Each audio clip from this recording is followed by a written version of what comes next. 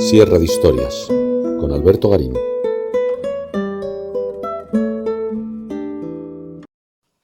En la historiografía tradicional, la figura de Rodolfo II, el emperador que gobernaba el Sacro Imperio justo antes de comenzar la Guerra de los 30 años, está considerado como uno de los responsables de ese conflicto, debido a su querencia extrema por los católicos, algo que le habría surgido de la adolescencia que pasó en Madrid a la sombra de su tío Felipe II. Esta corte de Madrid, caracterizada por la intransigencia y el oscurantismo de una Inquisición católica que dominaba por doquier. Pero esta lectura es bastante sesgada, porque en realidad esa corte de Madrid de los años 1560, en la que se movió el adolescente futuro Rodolfo II, era posiblemente en ese momento la corte intelectualmente más avanzada de la Europa occidental. Más allá del conflicto religioso, en un país donde es cierto que de forma brutal se había puesto fin a la reforma protestante con la aniquilación de los focos de Valladolid y Sevilla un lustro atrás, lo más importante es que la parte más notable del desarrollo científico del siglo XVI, el vinculado a las escuelas de filosofía y en cierta medida de economía de la Escuela de Salamanca, pero sobre todo la revolución cartográfica que estaban llevando a cabo los navegantes del Reino de España, marcaba esa ciudad, Madrid, como ese punto álgido en el desarrollo científico del siglo XVI europeo. De modo que pretender que Rodolfo se educó en un sitio oscuro e intransigente se aleja por completo de la realidad de cómo era ese Madrid de Felipe II en el momento que la ciudad se había convertido en la capital de todos los reinos del monarca católico.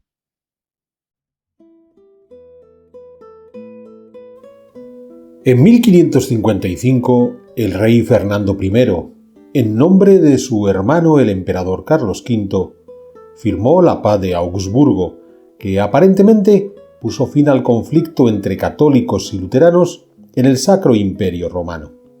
Aparentemente, porque en las siguientes décadas los príncipes luteranos aprovecharon las debilidades de los herederos de Carlos V para lograr arrancarles nuevas cesiones que reforzaron la Iglesia protestante.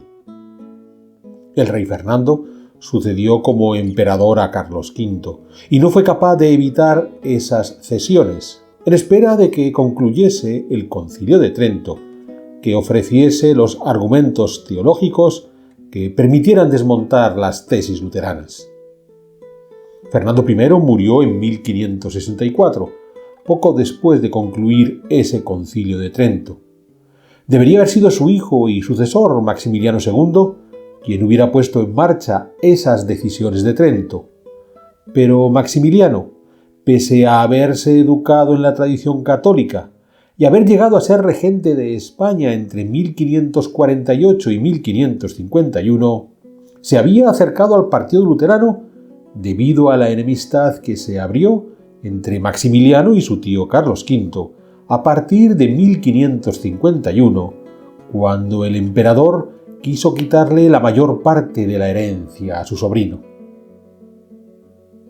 Esto pese a que Carlos V, para garantizar que Maximiliano II permanecía en la órbita católica, le había hecho casar con su hija María de Austria en 1548. De este matrimonio nacieron 15 hijos, de los que 10 lograron sobrevivir la infancia. Hemos de destacar a 6 de esos 10 hijos vivos. La primera fue Ana, que vio la luz en Cigales, Valladolid, en 1549. Curiosamente, Maximiliano y María dejaron la regencia de España en 1551, coincidiendo con la vuelta del futuro Felipe II a la península ibérica, quien había de asumir esa regencia. Los primos se cruzaron en Barcelona, donde tuvieron la oportunidad de convivir varios días. Felipe II conoció entonces a su jovencísima sobrina Ana, que solo tenía 2 años de edad. Ana habría de regresar a España 19 años después, en 1570, para convertirse en la cuarta esposa de su tío Felipe II y la madre del heredero, Felipe III. Después de Ana, entre los siguientes hijos vivos de Maximiliano y María, queremos destacar a Rodolfo, nacido en 1552, y Ernesto, nacido en 1553. Más tarde llegarían Matías en 1557, Alberto en 1559 y Venceslao en 1561. Son muchos nombres, cierto, pero es importante conocer a todos estos hijos de Maximiliano, porque la mayor parte de ellos, 4 de los 5 varones, fueron educados en Madrid por Felipe II. Esta educación española ha sido empleada por muchos historiadores para explicar la intransigencia católica de los Habsburgo de Viena a la hora de resolver los problemas con los luteranos que derivó en la Guerra de los 30 años. Tratemos de entender el porqué de esa educación española. Como decíamos antes, en 1551, las relaciones entre Carlos V, su hermano Fernando y sobre todo su sobrino Maximiliano se deterioraron ante el empeño del emperador Carlos de dejar todas sus coronas a su hijo Felipe II, y no repartidas como estaba previsto. Austria y el imperio para Fernando, Borgoña y España para Felipe. Un Maximiliano incomodado buscó aliarse con los enemigos de su tío y esto le llevó a mostrar sus simpatías por los luteranos. A partir de ahí, gracias a la influencia de su confesor, Fauser, Maximiliano no solo contactó con estos príncipes luteranos, sino que leyó los textos del propio Lutero hasta terminar de dejarse convencer por las propuestas del reformador. Carlos V falleció en 1558. Su hermano Fernando se convirtió en el nuevo emperador, Fernando I. La idea era que su hijo Maximiliano pudiera ser su sucesor, pero esas simpatías que mostraba por los luteranos inquietaban en la corte de los Habsburgo. Fernando I tomó varias medidas para garantizar la supervivencia del catolicismo en el Sacro Imperio. En 1562, en la Dieta de Frankfurt, en la que Maximiliano iba a ser nombrado rey de romanos, es decir, heredero a la corona imperial, Fernando I logró que su hijo hiciera un juramento solemne de que nunca se convertiría al luteranismo, un juramento que Maximiliano mantuvo hasta el momento de su muerte, que fue el único instante en que renegó del catolicismo. Pero además, en ese 1562, Fernando I estableció un plan para la educación de sus nietos que comenzó a ponerse en marcha al año siguiente, en 1563. Sus 2 nietos mayores, Rodolfo y Ernesto, habían de ser enviados a la corte de su tío Felipe II a Madrid. Con ese plan, Fernando I buscaba 3 objetivos. Garantizaba la continuación del catolicismo en el seno de la dinastía Habsburgo. Se congraciaba con su sobrino Felipe II, del que se había distanciado tras el problema de herencia planteado en 1550. Pero es que además, ese acercamiento a Felipe II era necesario, pues buena parte de la financiación de las guerras contra los turcos en los Balcanes, una constante en la vida de los Habsburgo de Viena, dependía del Primo de Madrid. Pero además, Felipe II tenía un problema con su hijo y heredero, el príncipe don Carlos, nacido en 1545 y habido del matrimonio del rey de España con su prima y primera esposa, María de Portugal. Don Carlos tenía una débil salud física y una compleja salud mental. En 1562, además, había sufrido un aparatoso accidente que casi acabó con su vida. Sin otro heredero varón, Felipe II podía contemplar la posibilidad de dejar sus coronas a uno de esos sobrinos que venían desde Viena. Por tanto, el viaje de los príncipes austríacos a Madrid parecía ser ventajoso para todos, para el emperador Fernando I, que garantizaba el futuro de sus nietos, Para la madre de los muchachos, María, hermana de Felipe II, que quería asegurarse de que sus hijos se educaran como católicos. Para el propio Felipe II, que también defendía el catolicismo, además de asegurarse una posible descendencia masculina a Habsburgo en Madrid. Quizás el único que podía mostrarse reticente fuera Maximiliano, quien, al dejar marchar a sus dos hijos mayores, cedía claramente al deseo de su familia de no permitir el avance de los luteranos. Con todo, como veremos a continuación, Maximiliano supo jugar sus cartas en este sentido, pues aún tenía más hijos varones, algunos de los cuales fueron educados en Viena. Como decíamos, a finales de 1563, los jóvenes Rodolfo de 11 años y Ernesto de 10 años partieron de Viena, llegando en la primavera de 1564 a Madrid, donde habían de permanecer hasta 1571. Es curioso porque, como también decíamos antes, son muchos los historiadores que han atribuido a ese paso de Rodolfo por Madrid tanto sus extravagancias posteriores como sobre todo sus problemas mentales. Que un muchacho de 11 años hubiera de dejar la tolerante corte de Viena para encerrarse en la intransigente corte escurialense podía explicar por qué Rodolfo de mayor tuvo una serie de desequilibrios psicológicos, desde largos periodos de melancolía hasta alucinaciones. Un primer punto para destacar es que junto a Rodolfo, en 1564, llegó a Madrid su hermano Ernesto. Más tarde, en 1570, viajarían a España otros dos hermanos varones para también ser educados allí, Alberto y Wenceslao. Pese a su educación madrileña, ninguno de esos tres hermanos presentó trastorno psicológico alguno. Ernesto, aunque serio, resultó eficiente y confiable. Alberto, reservado al tiempo que prudente y ecuánime. O Wenceslao, un hombre tremendamente vital y extrovertido. Por lo que hemos de pensar que no fue su paso por Madrid lo que provocó el malestar psicológico de Rodolfo, sino que ese malestar formaba parte del carácter del joven príncipe.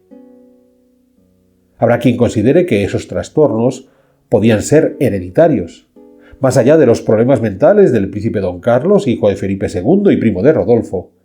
Tenemos al abuelo de Rodolfo y don Carlos, Carlos V, quien sufrió una larguísima depresión tras las traiciones que tuvo en torno a 1552 y que le llevaron a encerrarse durante meses en su palacio de Bruselas, donde manifestó entender la actitud reservada de su madre.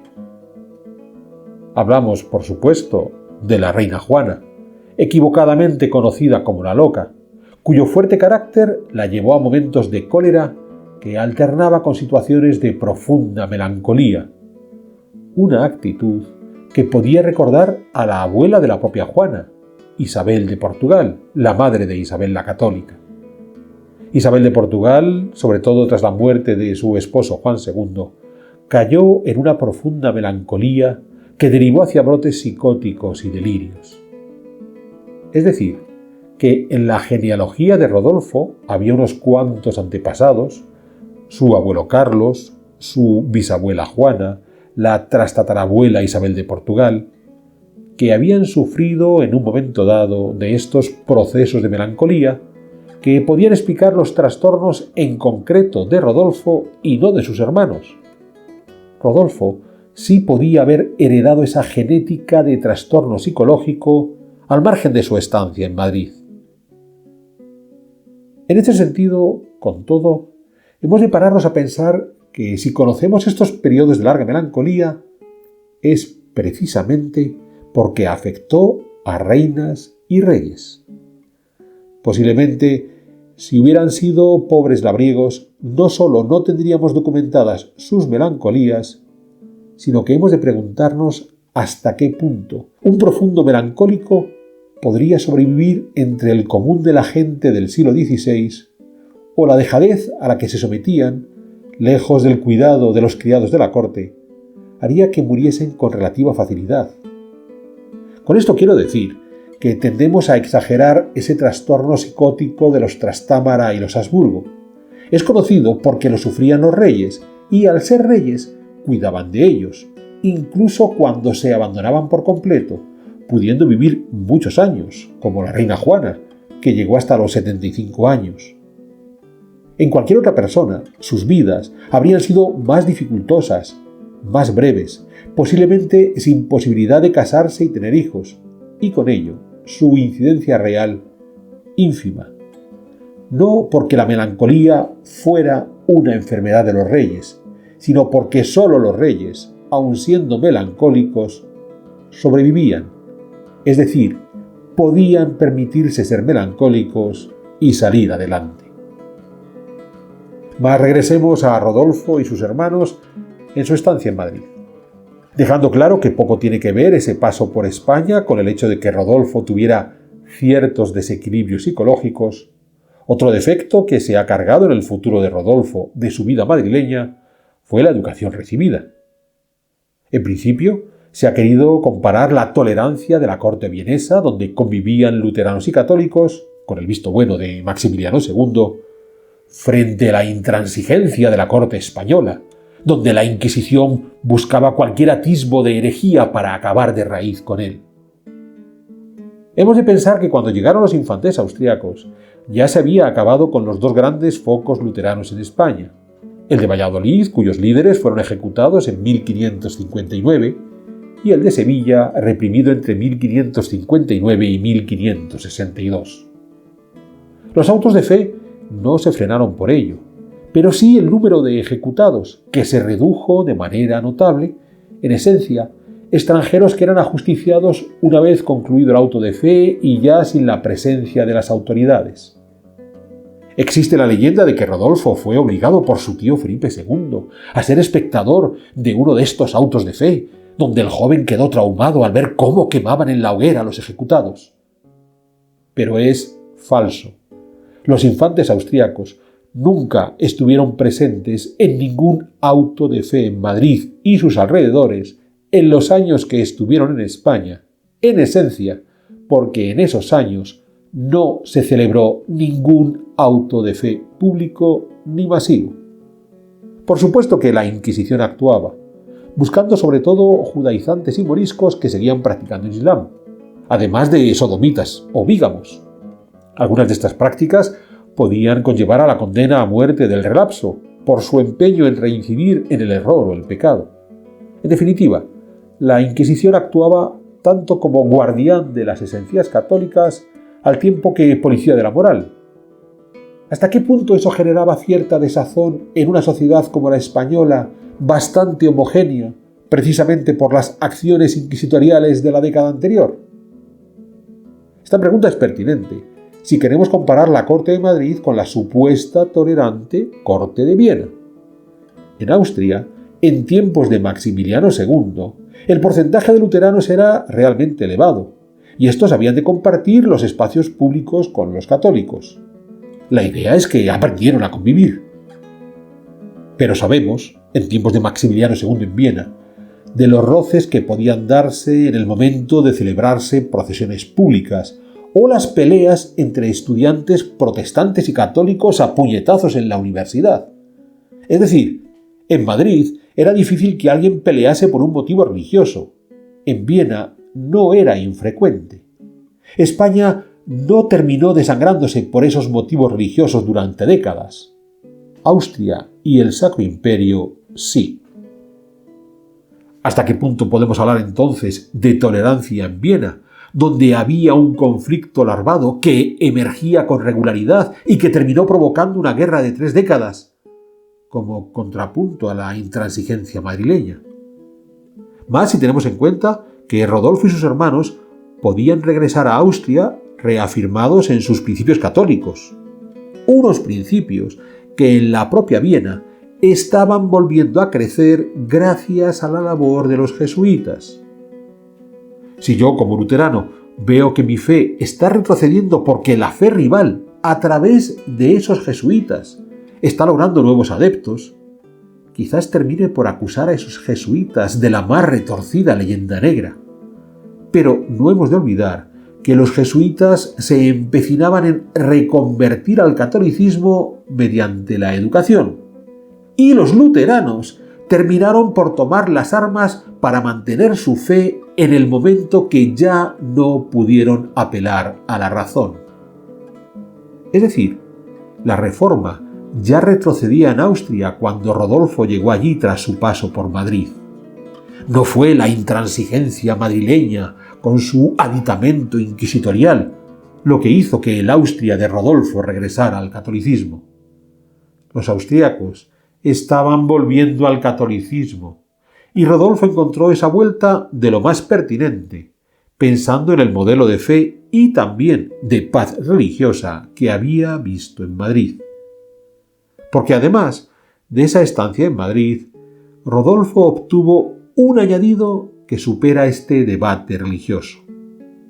Acudir al reino de su tío Felipe II no solo le permitió a Rodolfo reafirmarse en su fe religiosa, sino vivir en la corte que en aquellos tiempos reunía los principales avances intelectuales de la época.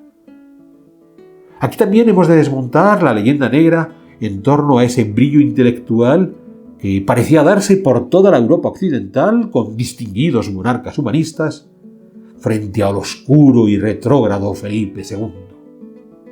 En la Austria de Maximiliano II, las figuras más destacadas podían ser Hugo Blotius, notable bibliotecario, o el horticultor Carolus Clusius, que para la botánica de su tiempo fue fundamental, introdujo los tulipanes en los Países Bajos. Pero estos dos caballeros comenzaron a brillar de manera limitada una década después de la estancia de los príncipes austriacos en Madrid.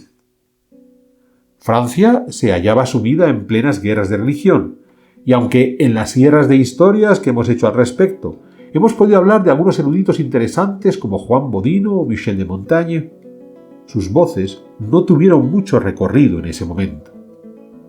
En el caso de Inglaterra, el erudito más destacado fue John Dee, tan notable matemático como extravagante astrólogo. Es importante entender que en el siglo XVI la ciencia englobaba de la metafísica a la matemática y de la física a la astrología o el esoterismo. Podemos pensar que era una ciencia poco científica si permitía estos recursos oscurantistas. Pero es que no hemos de olvidar que la obsesión por el misterio o las respuestas disparatadas también forma parte de la vida de muchos científicos ilustres. El gran padre de la revolución científica, Isaac Newton, ya a finales del siglo XVII, era un apasionado de la alquimia o las profecías. O en nuestro mundo contemporáneo, hay quien pretende imponer ciertas verdades absolutas amparándose en el consenso científico, olvidando que ese consenso se basa en dos principios clave. Es provisional y está sometido a continuas revisiones y cambios. De modo que el inglés John Dee en el siglo XVI, lejos de ser un científico extravagante de su tiempo, concuerda bien con la forma de acercarse a la ciencia de buena parte de la sociedad. Si seguimos viajando por los eruditos de esa Europa occidental, en Italia nos encontramos con otro de esos intelectuales de pensamiento atrevidamente extravagante, como Giordano Bruno, cuyos principales trabajos son también posteriores a la estancia madrileña del archiduque Rodolfo. Esto nos lleva así a la España de ese viaje madrileño, con los notables trabajos de la Escuela de Salamanca, que tanto habían de marcar las construcciones políticas y económicas de la edad moderna europea. Si Rodolfo y sus hermanos tuvieron la oportunidad de acceder a las obras de Francisco de Vitoria, Domingo de Soto o Melchor Cano, estaban adquiriendo el conocimiento puntero en el ámbito de la filosofía, el derecho, la economía o la ciencia política. En esa España, supuestamente retrógrada y antihumanista, no como en la Viena del botánico Clusius o la Inglaterra del esotérico Dee. Pero si pasamos de esa erudición más filosófica a un conocimiento práctico, la vanguardia de la investigación en esos momentos se estaba dando en el terreno de la cartografía. Es muy interesante pensar que cuando hablamos de la revolución científica, la situamos en el siglo XVII, partiendo de Galileo, para llegar a Newton en el terreno de la física y sobre todo sus aplicaciones prácticas, en esencia en máquinas, que no se produjo en el siglo XVII, sino mucho después en el siglo XVIII y sobre todo el XIX. Es decir, asociamos valor científico y aplicación práctica en forma de máquina. De no darse esa aplicación tangible, resolutiva, pareciera que no hay ciencia. Resulta contradictorio si pensamos que la ciencia más revolucionaria que hemos vivido a finales del siglo XX y comienzos del siglo XXI ha sido Internet y la inteligencia artificial, que sobre todo nos ha facilitado acceder al conocimiento y no tanto el surgimiento de máquinas espectaculares. Ese adquirir conocimiento de forma revolucionaria es lo que pasó en el siglo XVI a través de la cartografía. Los seres humanos descubrieron por primera vez cómo era la totalidad del planeta Tierra. Y ese descubrimiento estuvo asociado a las escuelas cartográficas de navegantes de España y Portugal. Por supuesto que junto a los cartógrafos hubo inventores en esos mediados del siglo XVI. El más destacado, el italiano Juanero Turriano, que en la década de los 1560, durante la estancia madrileña de Rodolfo, trabajaba en España para Felipe II. Pero fueron los cartógrafos los que realmente revolucionaron la ciencia de su tiempo. El problema es que nombres como los de Pero de Medina, Alonso de Santa Cruz, Jerónimo de Chávez o Juan López de Velasco son menos conocidos del público en general, pese al desarrollo que lograron con sus instrumentos de navegar, sus cálculos matemáticos para apoyar esa navegación o sus observaciones cartográficas. Es más, la popularidad se la habían de llevar los impresores, que a partir de los datos ofrecidos por estos cartógrafos, inundaron de mapas el mercado europeo. Personajes como los flamencos Gerardus Mercator o Abraham Ortelius, quien elaboró el primer atlas moderno, lo que le valió entrar precisamente al servicio de Felipe II. Con todo, los trabajos de Mercator u Ortelius ya son de la década de los 1570. Por lo que Rodolfo y sus hermanos, al estar en España, pudieron conocer todas esas innovaciones cartográficas de las que no eran conscientes en el resto de Europa. Llegados a este punto, parece evidente que los príncipes austríacos fueron unos privilegiados de poder educarse en la corte de Madrid, que era por donde se movían las publicaciones más innovadoras de su tiempo, de los textos filosóficos de la escuela de Salamanca a esos estudios cartográficos. Ojo, esto no impidió que además Rodolfo disfrutase de los libros esotéricos que también acumulaba su tío Felipe II, y que harían que el joven austriaco se aficionase tanto a la alquimia y los objetos exóticos. Recordemos, parte de la ciencia para los estándares del siglo XVI en España y en el resto de Europa. Con lo visto hasta aquí, estamos muy lejos de la visión negrolegendaria que quería mostrar a Rodolfo, siendo educado en la oscura, intransigente corte madrileña y no en la brillante y tolerante corte vienesa. Es más, sabemos que cuando Rodolfo regresó a Viena en 1571, sufrió un tremendo choque cultural al verse de vuelta en una corte que le resultó tosca, caótica y carente de dignidad. Ahora bien, ¿cómo se organizó la educación el día a día de los príncipes austríacos en España y hasta qué punto se ajustaron a las necesidades del emperador su padre, Maximiliano II, o se plegaron a las querencias de su tío, Felipe II de España? Una pregunta que habremos de responder en una próxima Sierra de Historias.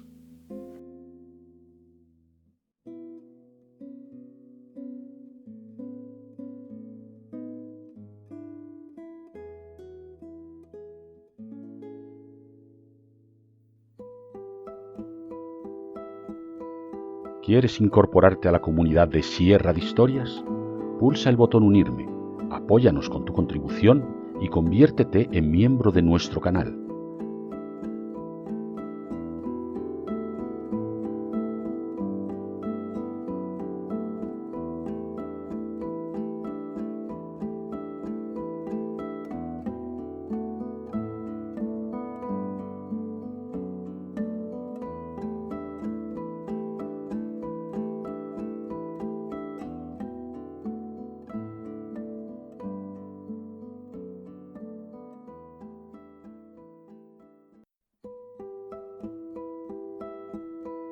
¿Quieres incorporarte a la comunidad de Sierra de Historias? Pulsa el botón Unirme, apóyanos con tu contribución y conviértete en miembro de nuestro canal.